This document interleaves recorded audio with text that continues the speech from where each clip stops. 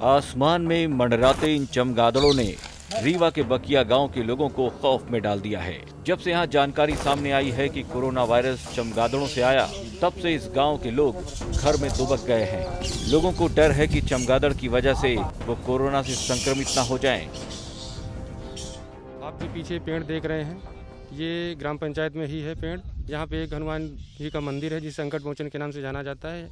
राम जानकी सीता माता का भी मंदिर है यहाँ पे चमगादड़। मैं आपको बता दूं, एक्चुअली मेरी उम्र 35 वर्ष हो चुकी है। जब से मुझे जानकारी होने लगती है सबको, तब से मुझे जानकारी है कि चमगादड़ यहाँ पे रहती हैं। ऐसा बताते हैं लोग गाँव के कि 100 से ज़्यादा वर्षों से चमगादड़ यहाँ पे रहती हैं।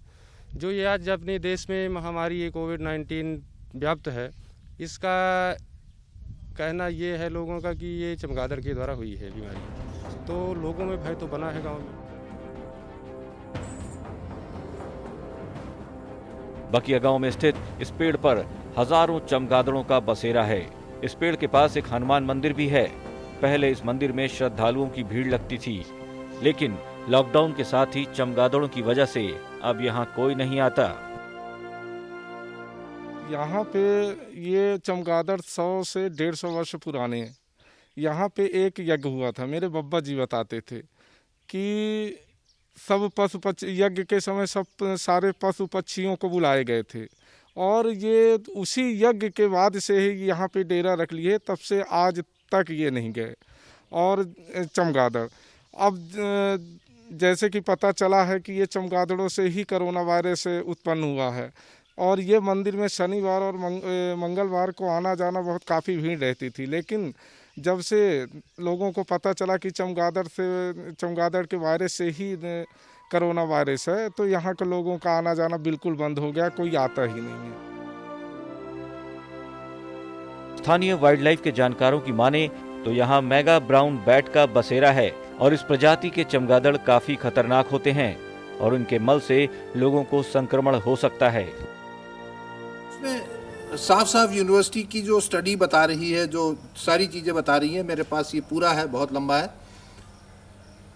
वो मेरे दृष्टि में सबसे पहले तो उस पूरे क्षेत्र को हमें कॉर्डन ऑफ करना बहुत ज़रूरी है। ये भी ज़रूरी है कि कोई भी व्यक्ति वहाँ जाए ना, वहाँ से निकले ना, कोई बच्चे ना जाएं, क्योंकि वो बैट्स वहाँ कुछ भी जो गिराएंगे, उनके जो लिटर्स गिरेंगे, अगर ये छूते हैं तो निश्चित रूप से खतरा हो सकता है।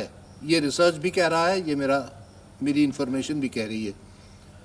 इसके अलावा वो चूँकि हमारा ऐसा गांव है कि जहाँ से काफ़ी लोगों का आना जाना होता है, और सतना ज़िले का वो उस तरफ से आरंभ भी है, तो ये बहुत अनिवार्य है कि यदि वो मेन रोड के आसपास है तो वो रोड भी ब्लॉक करना उचित होगा प्रशासन का। हालांकि बुधवार को जब Indian medical council of research यानी ICMR के अध्यक्ष डॉक्टर गंगा खेडकर से चमगादड़ से जुड़े सवाल किए गए, तो उन्होंने साफ कहा था कि चीन में हुए शोध के मुताबिक ये पाया गया था कि कोरोना वायरस चमगादड़ों में पाया गया है, लेकिन ये वायरस चमगादड़ से पेंगोलिन में गया, फिर पेंगोलिन से इसने मनुष्यों को संक्रमित किया। आर गंगा खेडकर की माने तो चमगादड़ 2 तरह के होते हैं, जिनमें कोरोना वायरस पाया जाता है, लेकिन वो मनुष्यों को प्रभावित करने में सक्षम नहीं होते थे। वो इंसान में नहीं आ सकता। चमगादड़ों से इंसानों में कोरोना वायरस आने की घटना 1000 साल में एक आध बार हो जाए तो ये बहुत बड़ी बात है। ये जो कोरोना वायरस होता है, ये बैट्स के अंदर भी पाया जाता है। चाइना में जो भी रिसर्च हुआ, उसमें एक चीज़ का पता चला कि जो वायरस हम लोगों में आया है, वो या तो बैट्स में का वायरस ऐसे म्यूटेशंस डेवलप हुए जिससे वो इंसान के अंदर भी जाने की क्षमता रखता होगा और बीमारी करता होगा, उस किस्म का विषाणु बन गया और आया। नहीं तो दूसरा एक कहा जाता है कि ये बैट से पेंगोलिन करके एक मैमल है इंसान के वैसे, उसके अंदर आया होगा और वहाँ से वो इंसान में आया होगा। लेकिन ये सवाल शायद इसलिए पूछा जा रहा है क्योंकि हमने बैट्स के इसमें जो इमर्जिंग इन्फेक्शस डिसीजेस होते हैं उनके कोई विषाणु पाए जाते हैं क्या, इसका सर्वेलेंस शुरू किया था।